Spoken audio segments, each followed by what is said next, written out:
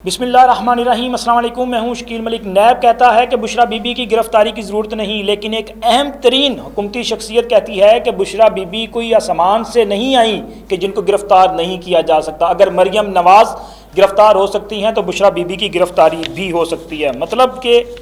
बुशरा बीबी की गिरफ्तारी होगी। और इसके साथ साथ जनाब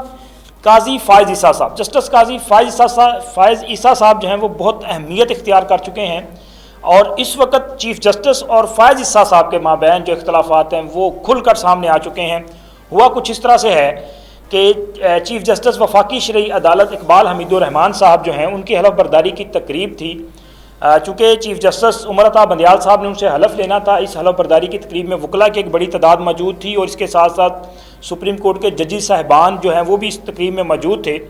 तो इस तकरीब में दोनों जो बड़े सीनियर जजेस हैं यानी कि चीफ़ जस्टिस साहब और सीनियर तरीन जज जो कि अगले चीफ़ जस्टिस भी होंगे, उन्होंने एक दूसरे से हाथ नहीं मिलाया। और ये जो मंज़र है ये पूरी चूँकि अब टीवी के ज़रिए सब ने देखा है तो इसने बहुत कुछ जो है वो बयान कर दिया है। जिस तरह से पर्दापोशी करने की कोशिश की जा रही थी मामलात पे कि शायद इस तरह नहीं है, तो अब तमाम जो पर्दे हैं वो चाक हो चुके हैं और हकीकत सामने आ चुकी है कि चीफ़ जस्टिस उमर अता बंदियाल और जस्टिस काजी फ़ाइज़ ईसा के माबैन इख्तलाफात जो हैं वो इंतहाई दर्जे पे मौजूद हैं। गुज़िश्ता दिनों जो जवाब दाखिल करवाया गया था, ये जो कमीशन बना था ऑडियो लीक्स कमीशन, चूँकि वो जस्टिस काजी फ़ाइज़ ईसा उसका हिस्सा थे, सरबराह थे, तो उसका जो जवाब था वो जवाब भी ये बताने वाले ये बता रहे हैं कि वो जवाब जस्टिस काजी फ़ाइज़ ईसा की कंसल्ट से जो है वो जमा करवाया गया और जो लैंग्वेज उसमें यूज़ की गई ज़ाहिर है वो बताती भी है, जिसमें ख़ुद चीफ़ जस्टिस की शख्सियत पे एतराज़ किया गया था और ये कहा गया था कि चूँकि ये तो पूरा कमीशन जो है इसमें आप भी एक फ्रीक के तौर पर, आपकी सास की ऑडियो जो है वो इस कमीशन के पास है, तो लिहाजा आप तो इस बेंच का हिस्सा ही नहीं हो सकते। उन पर एतराज़ किया गया, इजाज़ुल एहसन पर एतराज़ किया गया, जस्टिस मुनीब अख्तर पर एतराज़ किया गया और एक तरह से कानूनी अंदाज में जो है वो जो 5 रुकनी बेंच था उसको बताया गया कि कानून ये है और आप कानून को जो है वायलेट कर रहे हैं। तो कल के ये जो वाक़या हुआ है जिसमें हाथ भी नहीं मिलाया गया, तो इससे तमाम जो हकीकत है वो बयान हो चुकी कि मामला जो है वो शायद ये कहा जा रहा था कि शायद मामला हल कर लिए गए हैं, कोई बर्फ़ पिघल चुकी है, लेकिन बर्फ़ नहीं पिघली। जो इख्तलाफात हैं वो अरूज पर हैं और जैसा मैंने पहले भी एक अपने वीलॉग में आपसे इन्फॉर्मेशन शेयर की थी कि जस्टिस मज़ाहर अली अकबर नकवी साहब के ख़िलाफ़ जो रेफरेंस था सुप्रीम जुडिशल काउंसिल में, वो जायज़ा लेने के लिए जो सुप्रीम जुडिशल काउंसिल के मेंबर्स हैं उनको भेजा गया है कि आप इसका जायज़ा लें। तो जो ज़राए हैं उनका ये कहना है कि तकरीबन अगले 2 से 3 दिन में इस पर जो मेंबरान हैं उनकी राय आ जाएगी और कभी इम्कान ये है कि जस्टिस मज़ाहर अली अकबर नकवी के ख़िलाफ़ कार्रवाई का आगाज़ हो सकता है। और ये जो सुप्रीम जुडिशल काउंसिल है ये 5 रुकनी तकरीबन होगी, इसमें 3 जजेस जो हैं वो सुप्रीम कोर्ट के होंगे और 2 जजेस जो हाई कोर्ट्स हैं उनके सीनियर तरीन जो चीफ़ जस्टिस हैं वो होंगे। तो इसमें 3 जज जो सुप्रीम कोर्ट है वो तो चीफ साहब हैं और 2 सीनियर जज हैं। दोनों सीनियर जज आपको पता है कि काजी फ़ाइज़ ईसा और सरदार तारक मसूद साहब जो कि उनके पहले से चीफ जस्टिस साहब, और मज़ाहर अली अकबर नकवी साहब का जो कंडक्ट है उस हवाले से वो बहुत बार रिमार्क्स भी आ चुके हैं और उनके चीज़ें जो हैं वो सामने हैं। इसी तरह सिंध हाई कोर्ट के जो चीफ़ जस्टिस हैं अहमद अली शेख साहब, वो इसके मेंबर हो सकते हैं और लाहौर हाई कोर्ट के चीफ़ जस्टिस। अब अहमद अली शेख साहब के बारे में भी ये है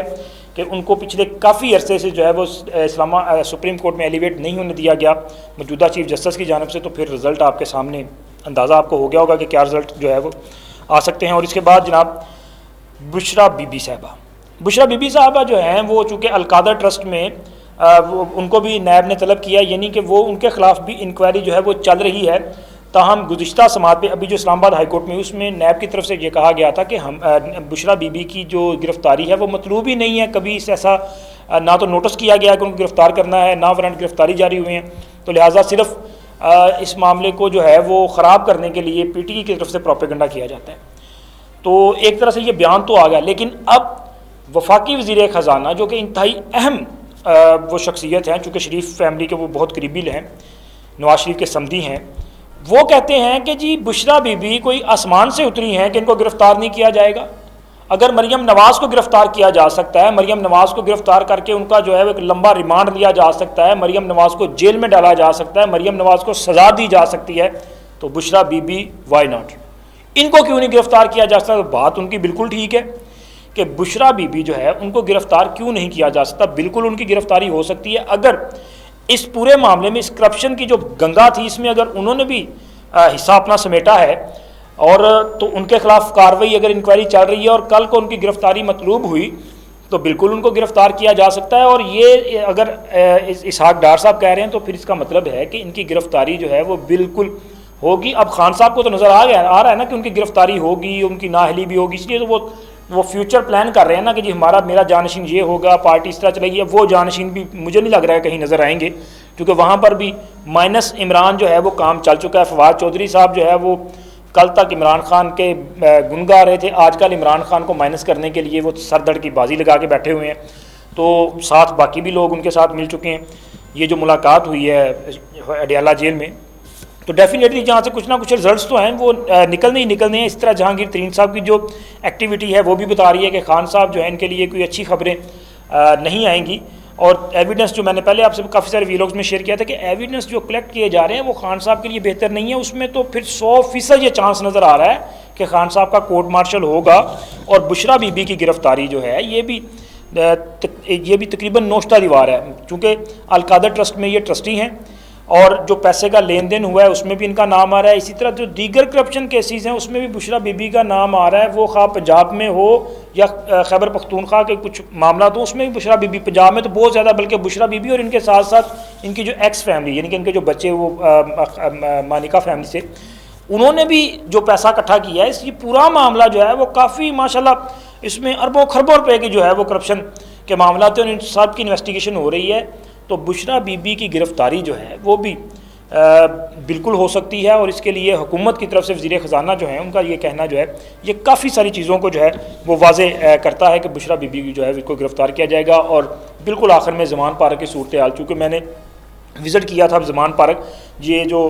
तहरीक इंसाफ का प्रोपेगेंडा सेल है ना सोशल मीडिया, उसमें पुरानी तस्वीरें लगा के तो वो मतलब लोगों को जो है वो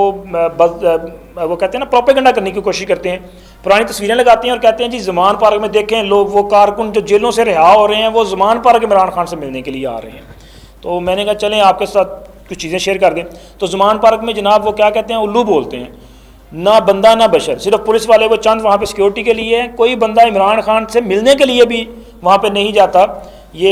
ऑस्ट्रेलियन हाई कमीशन जो 1-2 दिन में गए थे, ये मुलाकात के लिए गए हैं, बाकी कोई वहाँ पे नहीं जाता, कोई कारकुन नहीं, बल्कि कारकुन जो जेलों में बंद हैं उनके वालदैन जो हैं वो वहाँ पे नहीं जाते, लेकिन अदालतों के बाहर ज़रूर आते हैं और अदालतों के बाहर इमरान खान को बददुआएं देते हैं कि इसकी वजह से हमारी औलादें जो हैं ये सब कुछ भुगत रही हैं और ख़ुद ये अपने घर में बैठा आराम कर रहा है, इसकी औलादें जो हैं वो लंदन में अय्याशी कर रही हैं और हमारे बच्चों को इसने फंसा दिया है। तो ये सूरत हाल थी ज़मान पार्क की भी ये जो प्रोपेगेंडा करती है ना तहरीक इंसाफ का, ये जो प्रोपेगेंडा सेल है, मतलब ये है ही झूठों की जमात। तो इस झूठों के जो है वो ना कोई सर हैं ना पाँव हैं और सिर्फ प्रोपेगेंडा करके लोगों को जो है वो उनको मेंटली तौर पे जो है वो ख़राब करने की कोशिश करते हैं और उनसे ऐसे वो जराइम सरजद करवाए जा रहे हैं कि जिसका खमियाजा जो है उनकी नस्लों को भुगतना पड़ेगा। और खान साहब खुद जो है वो घर में बैठे हैं। अब इनको जवाब देना चाहिए उन लोगों को, वो जो कह रहे हैं कि जी आपकी अपनी औलाद जो है वो बाहर बैठी याशियाँ कर रही है और आपने लोगों के बच्चों को जो है वो जेलों में फंसा दिया है, संगीन किस्म के मुकदमात में फंसा दिया है और ये खुद भी जो है वो फंसने जा रहे हैं। तो ऐसी बात नहीं है, बददुआएं जो है वो लग जाती हैं लोगों को। और अब खान साहब जो है वो काफ़ी ज़ेर-ए-ताब है, बुशरा बीबी भी ज़ेर-ए-ताब आने जा रही हैं। मिलते हैं अगले वीलॉग में अगली इन्फॉर्मेशन के साथ। अल्लाह हाफ़िज़।